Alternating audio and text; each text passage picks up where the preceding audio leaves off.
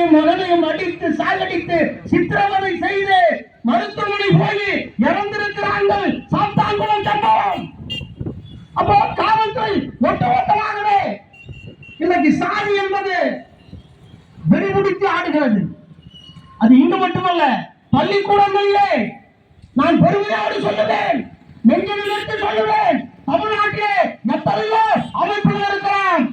மாணவர்கள் கைது கட்டக்கூடாது, சாதி பெற பள்ளிக்கூடம் கூடாது என்று தமிழகம் முழுவதும் ஆயிரக்கணக்கான பள்ளிகளிலே ஆய்வு நடத்தி சந்திர தலைமையில் அவர் குழு போட்டு அந்த அறிக்கையை ஏற்றுக்கொள்கிற தமிழக அரசு என்று சொன்னால் தீண்டாமை முன்னணி நடத்துற அந்த மாபெரும் ஆய்வுதான்.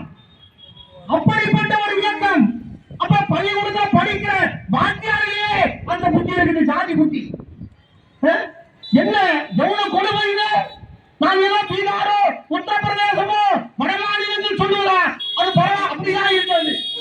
அவெல்லாம் ஒன்றும் படிக்கல, எந்த இடம் ஒண்ணுமே கிடையாது.